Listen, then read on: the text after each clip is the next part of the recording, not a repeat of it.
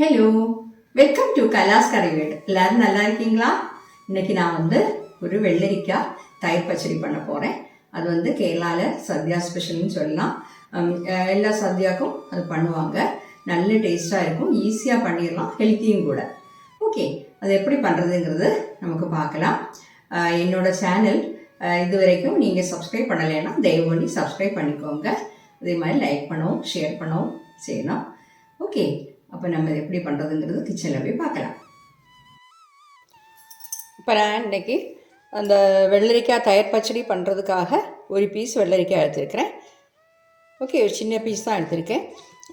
நீங்கள் இந்த மாதிரி வெள்ளரிக்காய் கிடைக்கல, இந்த சலாட் வெள்ளரிக்காய், அது சின்ன வெள்ளரிக்காய் கிடைக்குமே, அது கிடச்சுன்னா அது வச்சும் பண்ணலாம். ஓகே, அப்போ இது இதோட ஸ்கின் எல்லாம் ரிமூவ் பண்ணிவிட்டு ரொம்ப சின்னதாக கட் பண்ணி எடுக்கலாம். இந்த வெள்ளரிக்காய் நான் இது மாதிரி கட் பண்ணி வாஷ் பண்ணி எடுத்தாச்சு. இப்போ இது நம்ம ஒரு கடாயில் போட்டு ஒரு 1/4 கப்பு தண்ணி, அந்த இது கட் பண்ண போது இது 1 கப் இருக்குது. இது மெஷர்மெண்ட் கப்புக்கு 1 கப்பு வெள்ளரிக்காய் இருக்குது. இது ஒரு 1/4 கப்பு தண்ணி சேர்க்கலாம். ஓகே, இப்போ கேஸ் ஆன் பண்ணி வேக வச்சிடலாம். கேஸ் ஆன் பண்ணி வச்சாச்சு. கொஞ்சம் சால்ட் சேர்த்துக்கலாம்.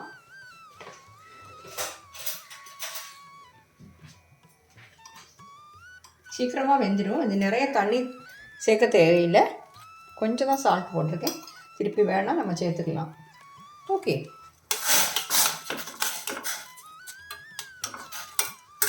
மீடியம் ஃப்ளேமில் வச்சு வேக வச்சுக்கலாம். இது ஏன்னா தண்ணி நிறைய சேர்க்க வேண்டாம். இதில் வாட்டர் கண்டென்ட் நிறைய இருக்குது இந்த வெள்ளரிக்காயில். அதனால தான் நம்ம தண்ணி கம்மியாக சேர்த்துருக்கோம். ஓகே, இப்போ மூடி வச்சு வேக வைக்கலாம். அந்த டைமில் நமக்கு அதுக்கு வேண்டிய தேங்காவை அரைச்சி எடுத்துடலாம். 3 டேபிள் ஸ்பூன் தேங்காய். இந்த மாதிரி தயிர் இந்த பச்சடியெல்லாம் பண்ணும்போது நம்ம ஒயிட் கலரில் உள்ள தேங்காய் தான் எடுக்கணும். ஏன்னா அந்த தேங்காவோட பேக்கில் ஒரு கலர் வித்தியாசமாக இருக்குமே, அதெல்லாம் ரிமூவ் பண்ணிவிட்டு அந்த ஒயிட் கலர் தான் எடுக்கணும். அப்போ தான் நம்மளுக்கு அந்த பச்சடி நல்ல ஒயிட் கலரில் கிடைக்கும். ஓகே, அப்போ நான் 3 டேபிள் ஸ்பூன் தேங்காய் எடுத்துருக்கிறேன். தேங்காய் கூட 2 பச்சை மிளகா சேர்த்துக்கலாம். நம்ம குவான்டிட்டி குறைவாக தான் எடுத்துருக்கோம் வெள்ளரிக்காய், அதனால் நமக்கு இந்த அளவு தேங்காயும் பச்சை மிளகும் எல்லாமே போதும். ஒரு 1/4 டீஸ்பூன் ஜீரகம், 1/4 டீஸ்பூன் அதை போட்டுக்கலாம். அப்புறம் ஒரு 1/4 டீஸ்பூனை விட கம்மி, அதுலேயும் ஹாஃப் 1/8 சொல்லலாம் டீஸ்பூன் அவ்வளவு கடுகு, இதையும் சேர்த்து அரைச்சி எடுத்துடலாம். கொஞ்சமாக தண்ணி விட்டு அரைச்சிக்கலாம். இதனால் நம்ம அம்மியிலெல்லாம் அரைக்கும்போது இந்த கடுகை லாஸ்ட்டில் தான் வச்சு கொஞ்சமாக இப்படி இது பண்ணி எடுப்பாங்க, நல்லா அரைய விட மாட்டாங்க. நம்ம இப்போ மிக்சியில் அரைக்கிறதுனால இப்படி தான் போட முடியும். அதை அரைச்சிட்டு வந்துடுறேன். வெள்ளரிக்காய் இடையில திறந்து பார்த்துக்கலாம். தண்ணி வற்றி கருகிடக்கூடாது, இது மாதிரி பார்த்துக்கோங்க. சீக்கிரமாக வெந்துடும். நம்ம சின்னதாக கட் பண்ணியிருக்கோம், அதனால் சீக்கிரமாக குக்கரில் வச்சும் வேக வைக்கலாம். குக்கரில் வச்சு இதே மாதிரி கொஞ்சமாக தண்ணி சேர்த்து ஒரு விசில் வச்சா போதும், நல்லா வெந்துடும். ஓகே, அப்படியும் பண்ணலாம். இடையில கிளறி விட்டுக்கோங்க. அப்போ நான் அதை அரைச்சி எடுத்தாச்சு. பாருங்கள், நம்ம வெள்ளரிக்காய் வெந்தாச்சா பார்க்கலாம். நம்ம வெள்ளரிக்காய் வெந்தாச்சு பார்த்தீங்களா? தண்ணி கரெக்டாக இருந்தது நம்ம விட்டது. இப்போ நம்ம இந்த அரைச்சி வச்சுருக்க விழுது இதில் போட்டுக்கலாம்.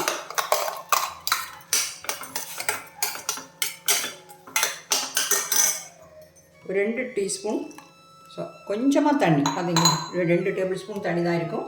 அதை விட்டு இந்த மிக்ஸி ஜாரில் விட்டுடலாம். ஓகே, இதை ஒரு 1லேருந்து 2 நிமிஷம் இதை கொஞ்சம் சூடு பண்ணணும், கொதிக்க வைக்கணும். ஏன்னா இந்த தேங்காவோட பச்சை வாசம் கொஞ்சம் போகணும், இல்லைன்னா சீக்கிரமாக கெட்டு போயிடும். அதனால் கொஞ்சம் கொதி வரட்டும், ஒரு நிமிஷம் கொதிச்சா கூட போதும். ஓகே,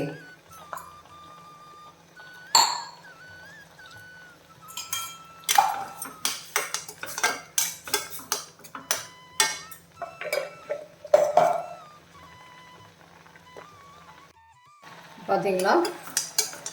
2 நிமிஷம் அது கொதிச்சாச்சு. ஃப்ளேம் ஆஃப் பண்ணிடலாம். இந்த மாதிரி இருக்குது. நல்லா ஆற விட்டு தயிர் சேர்க்கணும். அதை ஒரு பவுலில் மாற்றிட்டு நல்லா ஆறட்டும். ஆறினதுக்கப்புறம் நம்ம தயிர் சேர்த்துக்கலாம். இப்போ வந்து நமக்கு இது தாளித்து விடணும். தாளிக்கிறதுக்காக நான் கேஸ் ஆன் பண்ணி ஒரு பேன் வச்சுருக்கிறேன். ஒரு 2 ஸ்பூன் தேங்காய் எண்ணெய் தான் சேர்க்குறேன். ஆயில் சூடாகட்டும். இல்லை நம்ம 2 காஞ்ச மிளகாய் போட்டுக்கலாம்.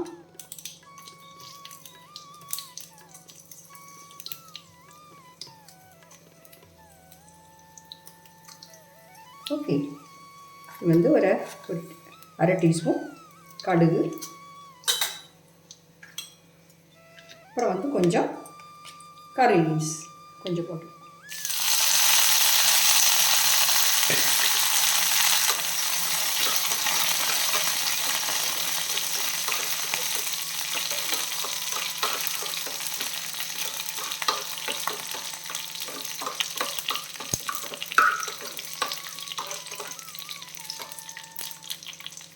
கடுகு வெடித்த உடனே நமக்கு ஆஃப் பண்ணிடலாம் ஃப்ளைம். ஓகே, ரெடி ஆகிடுச்சு. நான் ஃப்ளைம் ஆஃப் பண்ணுறேன். இதையும் இது கூட சேர்த்துட்றேன்.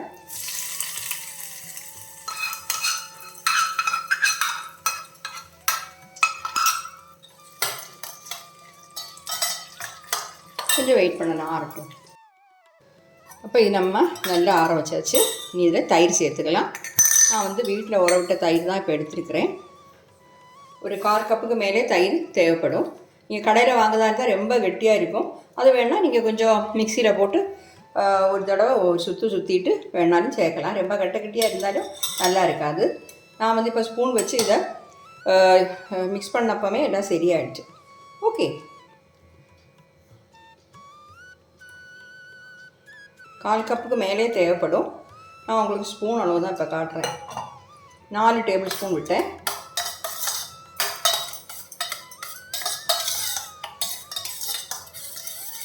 ரொம்ப புளிப்புள்ள தயிர் எடுக்கக்கூடாது, நல்லா இருக்காது.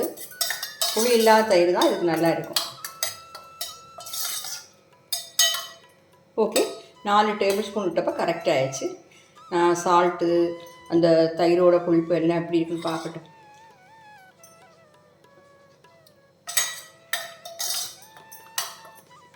எல்லாமே கரெக்டாக இருக்குது. ஆனால் சால்ட்டு கொஞ்சம் ஒரு பிஞ்சு தேவைப்படுது. சால்ட்டு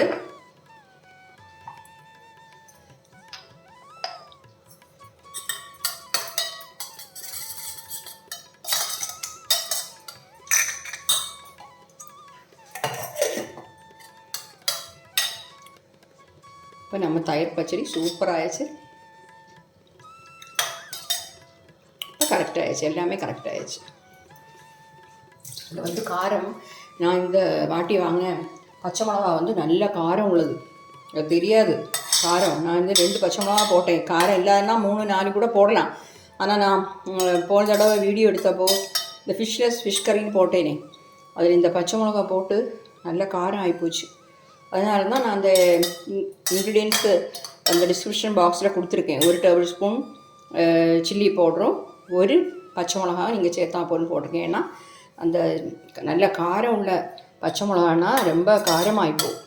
ஓகே, எப்போவுமே இந்த மாதிரி பச்சை மிளகா கிடச்சதில்லை. இந்த வாட்டி தான் இவ்வளோ காரம் உள்ள பச்சை மிளகா கிடச்சிருக்கு. அதனால தான் 2 சேர்த்தேன்.